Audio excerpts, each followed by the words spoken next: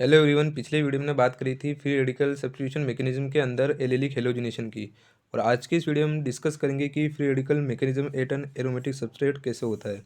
तो बेसिकली इसके अंदर हम कुछ मैकेनिज्म डिस्कस करेंगे और देखेंगे कि उनमें क्या कमियां रही और कौन सा बेहतर है। तो फर्स्ट हम देखते हैं कि हे नामक वैज्ञानिक था, उन्होंने 1934 में रिपोर्ट किया, reported that the thermal decomposition of diazonium salt in aromatic solvent result in arylation of the aromatic ring. He explained these results by the following mechanism involving direct displacement of a hydrogen atom in the aromatic solvent molecule by the aryl radical. For example, हम बात करते हैं the abstraction of an entire aryl group of the solvent molecule by the aryl radical। मतलब इसमें ये क्या कहना चाह रहा है कि जो हमारा डाइजोनियम साल्ट है, ठीक है, तो उसको हमने क्या कराया था, उसका एरेलेशन कराया था इन ये बेंजीन के अंदर, जो कि एक तरह का कौन सा है, एरोमेटिक सॉल्वेंट है, ठीक है। तो इसमें क्या होता है कि यहाँ से एक इलेक्ट्रॉन इसके पास चला जाएगा और यहाँ से एक इलेक्ट्रॉन इसके पास चला जाएगा, इसमें होमोलिटिक क्लीवेज होगा, इधर से भी यही होगा। और यहाँ से क्या हो जाएगी, नाइट्रोजन जो है मुक्त हो जाएगी, ठीक है, डिकम्पोजिशन हो जाएगा जिससे नाइट्रोजन निकल जाएगी। और इसमें एराइल जो होगा रेडिकल जनरेट होगा और एक हेलाइड रेडिकल जनरेट होगा। तो ये एराइल रेडिकल क्या करता है, ये हमारा जो है एरोमेटिक सॉल्वेंट के अंदर जनरेट होता है, तो उस सॉल्वेंट से वापस रिएक्ट करता है और इसमें क्या होता है, पूरे एक जो एराइल ग्रुप है उसको क्या होता है, एब्स्ट्रैक्ट हो जाता है इससे, ठीक है। और इसमें से जो हाइड्रोजन है, हाइड्रोजन एटम जो होता है एरोमेटिक सॉल्वेंट में रिलीज हो जाता है। और इससे क्या बन जाता है, यहाँ से जब इसका होमोलिटिक क्लीवेज होगा तो एक इलेक्ट्रॉन यहाँ पे जाएगा और एक इलेक्ट्रॉन यहाँ पे जाएगा, और ये क्या करेगा, इससे ये बॉन्ड बना लेगा और यहाँ पे बन जाएगा हमारे बाईफेनिल, और हाइड्रोजन एटम जो हो जाएगा इसमें रिलीज हो जाएगा, ठीक है, एरोमेटिक सॉल्वेंट के अंदर। अब क्या होता है कि ऐसे ही जो रिजल्ट हैं, similar results are obtained from the aryl radical generated from other source such as the decomposition of benzyl peroxide in aromatic solvent। और जो यही वाले रिजल्ट थे जब हम बेंजोइल पेरोक्साइड जो जो क्या क्या कराते हैं, हम डीकम्पोजिशन कराते हैं इन एरोमेटिक सॉल्वेंट्स के अंदर, जैसे कि हमारे बेंजीन के अंदर। तो यहाँ पे हमारा ये क्या है, ये बेंजोइल पेरोक्साइड है। जब इसका हम कराएंगे तो इसमें क्या होगा कि होमोलिटिक क्लीवेज होगा, तो एक इलेक्ट्रॉन यहाँ पे जाएगा और एक इलेक्ट्रॉन यहाँ पे जाएगा। तो इससे क्या हो जाएगा, दो फ्री रेडिकल जनरेट हो जाएंगे जिसके अंदर डिकम्पोजिशन होगा, और यहाँ से CO2 जो हो जाएगी रिलीज हो जाएगी, ठीक है। यहाँ से एक इलेक्ट्रॉन इधर जाएगा और यहाँ से एक इलेक्ट्रॉन इधर जाएगा, तो दो जो है एराइल रेडिकल जनरेट हो जाएंगे, ठीक है, और CO2 इसमें रिलीज हो जाएगी। अब ये एराइल रेडिकल क्या करता है कि जो हमारा सॉल्वेंट है उससे क्या करता है, पूरे जो ये फेनिल ग्रुप है उसको जो होता है एब्स्ट्रैक्ट कर लेता है, और यहाँ पे भी क्या हो जाता है, एक जो आता है इलेक्ट्रॉन आ जाता है, और यहाँ पे भी एक इलेक्ट्रॉन आ जाता है। और ये जो फ्री जो इलेक्ट्रॉन है और ये अनपेड इलेक्ट्रॉन क्या करते हैं, बॉन्ड बना लेते हैं और बाईफेनिल प्रोडक्ट के रूप में बनता है, ठीक है। और हाइड्रोजन जो होता है इसमें रिलीज़ हो जाता है।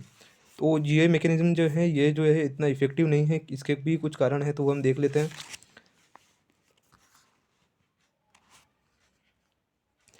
The above direct displacement mechanism was discarded because, इसको डिस्कार्डेड कर दिया गया था क्योंकि इसके जो हैं दो रीज़न है मेनली। फर्स्ट जो है, it involves formation of A CC bond at the expense of relatively stronger CH bond. For example, abstraction of an entire aryl group which requires a very high activation energy. Thus actually this is not the case। इसमें क्या हुआ था, यहाँ से जो है पूरा एक एराइल ग्रुप जो है एब्स्ट्रैक्ट हुआ था इससे, जबकि होता है क्या है कि हाइड्रोजन जो होता है एब्स्ट्रैक्ट होता है, और इसको इधर से हटा के, और ये जो बॉन्ड है CC, मतलब कि जब हम देखते हैं बेंजीन में भी क्या होता है, ये C होता है, तो इसमें भी क्या होता है, दूसरी बेंजीन से भी CC बॉन्ड बनता है, ठीक है, CC बॉन्ड बनता है। तो इसमें क्या होगा कि जो एनर्जी रिक्वायरमेंट होती है वो ज़्यादा होती है, और जो CH बॉन्ड होता है वो ज़्यादा स्ट्रोंगर होता है, और ये CH बॉन्ड जो ज़्यादा स्ट्रोंगर है CC बॉन्ड से, ठीक है। तो जब CC बॉन्ड बनता है तो उसके लिए क्या चाहिए, ज़्यादा एनर्जी रिक्वायर्ड होती है, जो कि ये जो मैकेनिज्म है वो नहीं बताता है, ठीक है। और जो दूसरा रीज़न है वो है कि it does not explain the formation of product 1 and 2। अब आगे हम देखेंगे 1 and 2 प्रोडक्ट कौन कौन से जो हैं दूसरे मैकेनिज्म से बनते हैं, ठीक है।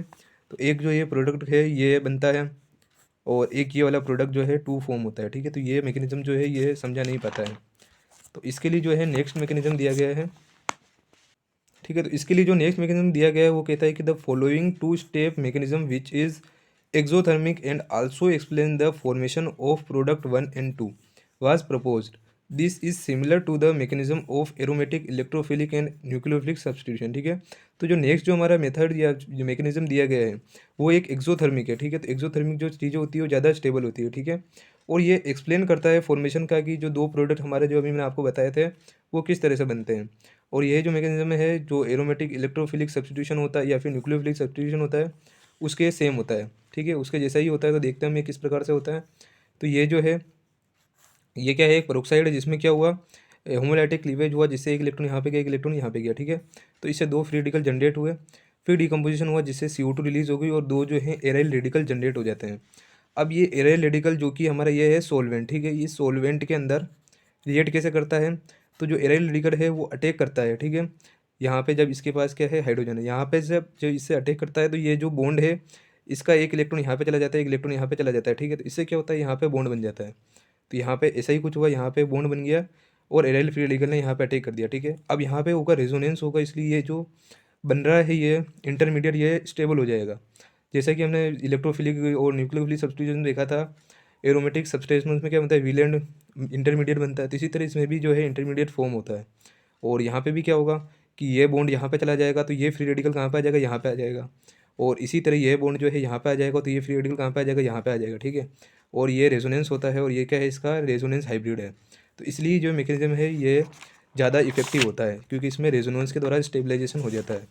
तो नेक्स्ट चीज़ यहीं पे यही लिखी है, the intermediate free radical is stabilised by resonance, the reaction can terminate in 3 ways. तो जो ये रिएक्शन होगी ये 3 तरीक़ों से जो है टर्मिनेट हो सकती है। पहला है bye simple coupling. Simple coupling में क्या होगा कि ये जो दो हमारे फॉर्म हुए हैं ये सिंपली आपस में कपलिंग कर ले हुए, जो इंटरमीडिएट है वो आपस में कपलिंग कर ले हुए और एक बाई प्रोडक्ट देते हुए, ठीक है। तो ऐसा कैसे होगा, जब जैसा हमारा ये रेडिकल जनरेट हुआ था वहाँ पे यहाँ पे आ गया था इसमें एक अनपेड इलेक्ट्रॉन और यहाँ पे हमारा जो ये ग्रुप जुड़ गया था और यहाँ पे हाइड्रोजन था, ठीक है। तो इसी तरह से ऐसा ही एक दूसरी स्पीसीज भी होगी, यहाँ पे ये और यहाँ पे हाइड्रोजन, ठीक है। तो ये दोनों आपस में क्या करेंगे, कपलिंग कर लेंगे, यहाँ पे ये दोनों फ्री रेडिकली क्या करेंगे, बॉन्ड बना लेंगे। तो इस तरह से ये जो है बाई प्रोडक्ट बनता है, ठीक है। ये क्या होता है, पार्शियली हाइड्रोजनेटेड क्वार्टर फेनिल, ठीक है। तो इससे ये आपस में जुड़ जाते हैं। क्वार्टर फेनिल क्यों कहा, इसमें 4 जो है फेनिल है, 1 2 3 4, ठीक है, इसलिए क्वार्टर फेनिल, ठीक है। तो the coupling need not be ortho ortho. तो ये अभी तो हमने करा ऑर्थो ऑर्थो, ये पेरा पेरा भी हो सकती है, दोनों आपस में इधर से भी जुड़ सकते हैं, या फिर ये मेटा मेटा भी हो सकती है, ठीक है। तो other isomers can also be form, ठीक है। अब हम देखते हैं डिसप्रपोर्शनेशन में क्या होता है। तो ये टर्मिनेट जो है डिसप्रपोर्शनेशन के द्वारा भी हो सकती है। इसमें क्या होगा, वो हमको पता है कि एक ही जो कंपाउंड है उसका क्या होता है, ऑक्सीडेशन और रिडक्शन होता है। ये हमने फर्स्ट वीडियो में देखा था, अगर आपने नहीं देखा तो वो पहले वो वीडियो देख लेना, तो आपको और ज़्यादा अच्छे समझ में आएगा। तो इसमें क्या होगा, जैसे ये एक ही कंपाउंड है तो इससे जो होगा एक कंपाउंड दूसरा कंपाउंड क्या करेगा, इस एक कंपाउंड से हाइड्रोजन एब्स्ट्रैक्ट करेगा। जैसे ये हम दो कंपाउंड कंसिडर कर लेते हैं, एक हमारे पास ये वाला कंपाउंड हो गया AR, ठीक है, H, और यहाँ पे हम इसमें लगा देते हैं फ्री रेडिकल, ठीक है। और यहाँ से एक और हमारे पास कंपाउंड आ जाएगा,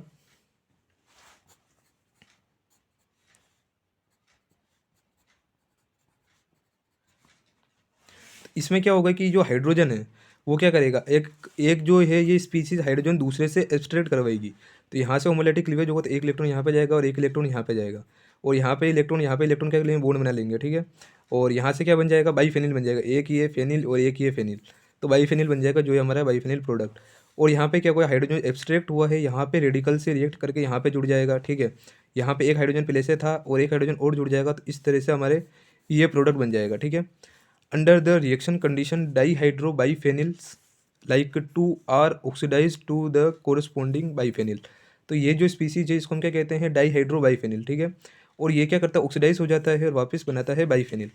अब हम देखते हैं तीसरा जो तरीका है वो टर्मिनेट होने का रिएक्शन का वो कैसे हो सकती है, by abstraction of hydrogen if radical is present in the system. अगर कोई रेडिकल जैसे आर रेडिकल जो है प्रेजेंट होता है सिस्टम में तो ये रिएक्शन टर्मिनेट हो सकती है। जैसे कि हम जानते हैं कि ये फ्री रेडिकल क्या करेगा, यहाँ से जो हाइड्रोजन है उसको एब्स्ट्रैक्ट करवाएगा, तो ये एक इलेक्ट्रॉन यहाँ पे जाएगा, एक इलेक्ट्रॉन यहाँ पे जाएगा और यहाँ से बाईफेनिल जनरेट हो जाएगा, ये बाईफेनिल बन जाएगा, ठीक है। और यहाँ पे क्या हुआ कि ये एल्किल जो है, एल्किल रेडिकल किसे रिएक्ट करेगा, हाइड्रोजन से, और बॉन्ड बना लेगा तो क्या बन जाएगी, एल्केन बन जाएगी। तो इस तरह से जो है हमारा एरोमेटिक जो है फ्री रेडिकल मैकेनिज्म होता है 8 एरोमेटिक सबस्ट्रेट के अंदर, ठीक है। तो कैसा लगा आपको वीडियो, हमें कमेंट सेक्शन में बताएं, और वीडियो पसंद आने पर हमारे चैनल को सब्सक्राइब करें और वीडियो को लाइक करके अपने दोस्तों के साथ जरूर शेयर करें।